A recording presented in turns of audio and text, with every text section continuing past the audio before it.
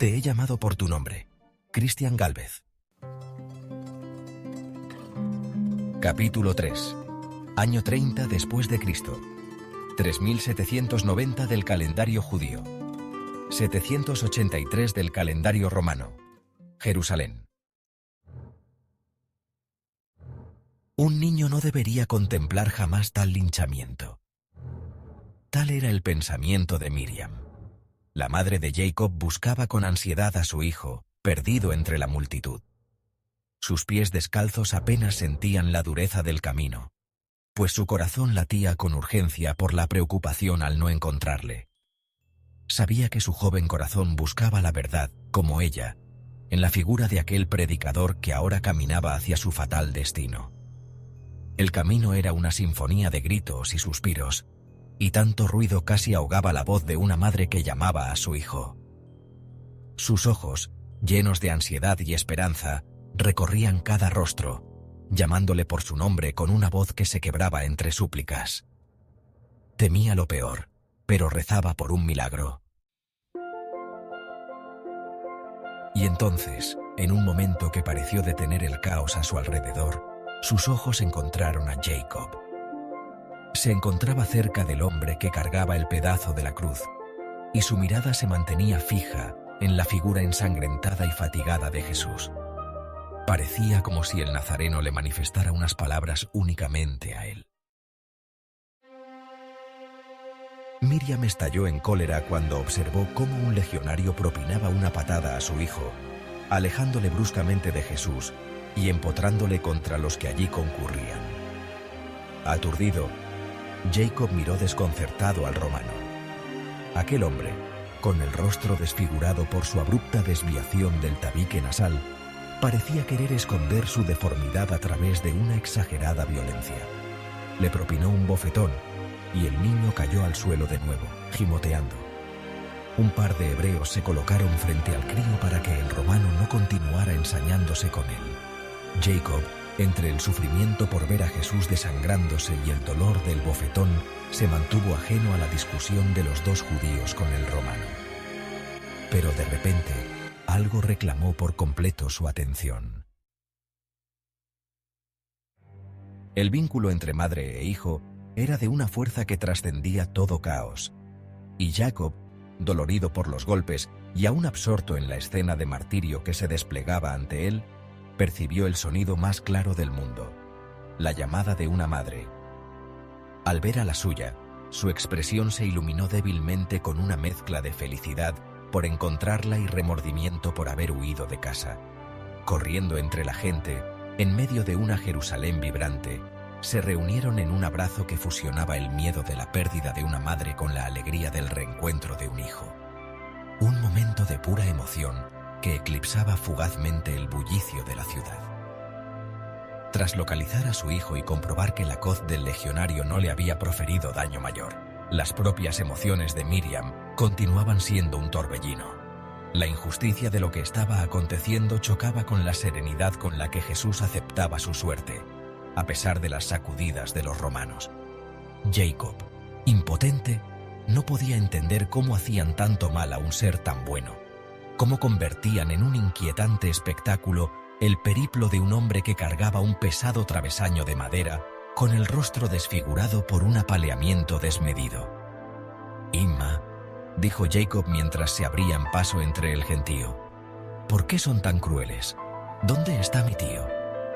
Ella lo abrazó, desconociendo las respuestas, deseando reencontrarse con su cuñado y temiendo que en cualquier momento pudiera perder a su hijo en la marea humana de nuevo. Su respuesta fue apenas un susurro que flotaba sobre los latidos de su corazón. «Jacob, mi amor, debemos confiar en que cada paso doloroso en este camino tiene un propósito que aún no comprendemos. Jesús transita con una carga que es más que madera. Lleva las esperanzas, los dolores y los pecados del mundo». El niño seguía sin dar crédito a lo que veía. En medio del arduo viaje de Jesús de Nazaret por las estrechas calles de Jerusalén, surgió una marcada división dentro del bullicioso mar de espectadores. La multitud era una amalgama de almas dispares, cada una de las cuales daba testimonio del desgarrador espectáculo a través del filtro de sus propios corazones. Entre la agitada marabunta estaban intercalados aquellos que se deleitaban con el espectáculo, como algunos miembros del Sanedrín, cuyas risas insensibles y mofas burlonas servían como un contrapunto a los gemidos de dolor que dominaban el ambiente. Estos individuos, con evidente desapego antipático, encontraban diversión y desprecio en la desolación y el sufrimiento que se desplegaban ante ellos. Hubo hebreos que, envueltos en un aura de empatía y compasión, lloraron y se lamentaron junto al malogrado Salvador, con el corazón encogido por la angustiosa carga compartida. El tormento palpable en el aire se había apoderado por completo del corazón de Jacob. A escasos pasos de él, sin pausa ni vacilación, un hombre fornido apareció entre el gentío con el fin de aliviar la carga del nazareno. Impulsado por un apremio espontáneo, se abrió camino no solo entre la multitud, sino también a través de los legionarios que custodiaban la procesión. Sus pasos decisivos lo llevaron hasta el nazareno que luchaba bajo el peso de la madera, inexorablemente destinada a formar parte de su cruz. Pero por más decididos que fueran sus pasos, los romanos eran más enérgicos. Un centurión se acercó inflexible al hombre con la mano levantada. Jacob no perdió detalle. «¡Alto! ¡Apártate!». La voz del centurión sonó tan fría como autoritaria. El individuo se detuvo y miró fijamente al legionario. «Quiero ayudarle», dijo estremecido con cierto acento extranjero señalando al condenado. ¿No ves que él no puede portarlo solo más lejos? La mirada del romano no vaciló. En sus ojos no había piedad. El legionario del tabique desviado se acercó con la mano apoyada en la empuñadura de su gladius como amenaza silenciosa. «Este no es tu lugar, extranjero. ¡Fuera!». Jacob estaba boquiabierto, mientras Jesús trataba de levantar la enorme carga sobre sus hombros maltrechos por enésima vez. Aquellos legionarios, atrincherados en su deber de hacer cumplir el decreto condenatorio, se resistían a la benevolencia de Simón, pero uno de ellos, a pesar de su rostro severo, mostró un destello de ambigüedad y se dejó embaucar por la compasión de aquel hombre hacia el reo. Con un gesto a sus compañeros dejó hacer. «Cassius, sea. Al fin y al cabo el Gólgota no está demasiado lejos». El extranjero, agradecido, hizo suyo el peso del madero y cargó con la ardua tarea que él mismo se había impuesto, el mayor acto de compasión que podía hacer por aquel hombre. Jesús le miró con eterna gratitud, y Simón de Cirene entendió por fin las palabras del Galileo cuando se conocieron. Mientras ofrecía un respiro al nazareno, una voz resonó a través del clamor. «Mira, Imma, es Simón». Aquel grito teñido de asombro pertenecía al joven Jacob, quien se alegró por tener cerca una presencia familiar en medio del enjambre de espectadores ansiosos por ver el desenlace de la inquebrantable pero estéril lucha del nazareno. En medio del mar de espectadores aprensivos, los rostros angustiados de dos jóvenes emergieron dentro de la línea de visión de Jacob.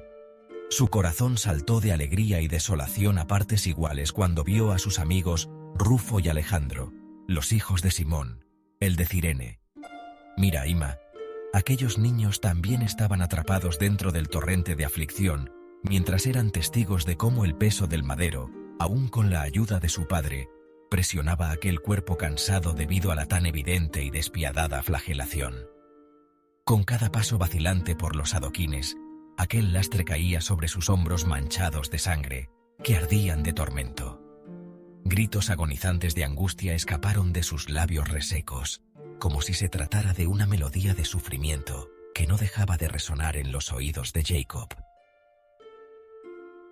Aquella despiadada corona de espinas no hacía sino grabar líneas de angustia en su gentil semblante, ensuciando de sangre una y otra vez su afable rostro, mientras que el ritmo implacable de los legionarios romanos era un contrapunto disonante a los gritos de angustia que emanaban del condenado. A medida que avanzaba en su trayecto, medio colgado de su acompañante de Cirene, Su forma demacrada se iba convirtiendo poco a poco en un símbolo de fortaleza inquebrantable frente al sufrimiento para el pequeño Jacob. Los ojos del Nazareno, aunque nublados por el tormento, mostraban un destello de profunda empatía y compasión que trascendían su propio quebranto. Jacob avanzaba con la procesión agarrando fuertemente la mano de su madre, sorteando a los que allí concurrían, buscando a su tío apóstol entre la multitud y observando cómo cada paso de Jesús era un eco de angustia sobre cada losa. Su figura, en otros días esbelta y resplandeciente, estaba encorvada, marcada por la brutalidad y el agotamiento. Aunque lo que realmente le impresionaba a Jacob era la cantidad de sangre que teñía sus ropajes. Tan pronto como se acercaron a una estrecha curva, aquella donde las paredes parecían inclinarse para presionar a los cielos en busca de alivio, los lamentos de las mujeres se hicieron fervientes y llenaron el aire con pena. Madres e hijas, viudas y esposas. Las lágrimas cortaron el polvo de sus mejillas mientras sus corazones sangraban con misericordia. Bendito sea el que viene en el nombre del Señor. Lloraban todas ellas. Al escuchar la seriedad de su dolor, Jesús se detuvo, y Simón junto a él. Y a pesar de ser conocedor de que cada momento de descanso con el madero significaba un viaje más largo hasta la cantera con forma de calavera, la colina de la ejecución, no dudó en volver la cabeza y dirigir su mirada hacia las mujeres que le lloraban. Hijas de Jerusalén, habló casi susurrando, no lloréis por mí, llorad por vosotras mismas y por vuestros hijos. Las palabras, suaves pero trascendentes, calmaron y apagaron los gritos de lamento mientras las mujeres intentaban comprender la profundidad de su mensaje. Jesús siguió hablando a las judías, pero desde la distancia, y en mitad del alboroto, Jacob no alcanzó a escuchar el mensaje completo del maestro. Sí observó cómo algunas de las mujeres extendieron la mano, anhelando tocar el borde de la túnica rojo-púrpura del Nazareno, pero los guardias romanos se adelantaron e hicieron señas para que la procesión continuara su rumbo. Empujaron bruscamente al de Cirene, que perdió momentáneamente el equilibrio con el madero. Entonces Jesús tropezó. La imagen de aquel hombre, cayendo de nuevo bajo el peso del patibulum, quedó grabada en la memoria de Jacob como un símbolo de una resistencia que iba más allá de la carne y la sangre. Y un grito colectivo surgió de la multitud cuando sus rodillas tocaron el suelo con un golpe seco y resonante. Miriam se apretaba el corazón con el espíritu abatido, una vez más ante la visión del sufrimiento de aquel hombre y de su hijo Jacob. Sus lágrimas, testimonio silencioso del amor incesante de una madre y de una creyente, no le impidieron ver cómo a pocos pasos surgió una mujer de la multitud, en cuyas manos sostenía un paño, humilde y sin adornos, pero destinado a un momento de profunda gracia. Jacob la reconoció enseguida. Era Verónica, la dulce mujer que solía encontrar en el mercado. Los romanos vacilaron ante su llegada, pero estaban concentrados en disuadir de una vez por todas a Simón el cireneo y disolver el grupo de mujeres que seguían sollozando. Arrodillada junto a Jesús, Verónica extendió sus manos con delicadeza. Acercaron el paño a su rostro y, como hiciera su madre momentos atrás, limpiaron la sangre y el sudor que embadurnaban su santa faz. Jacob sintió que el mundo entero se detenía y que durante esa pausa, el abismo entre el cielo y la tierra parecía estrecharse. Por un momento, mientras la tela absorbía la angustia del rostro del Salvador, Verónica miró a los ojos de Jesús. En ellos no se reflejaba ninguna condena para la humanidad que lo había puesto en ese camino, tan solo un amor infinito que hablaba de sacrificio y redención.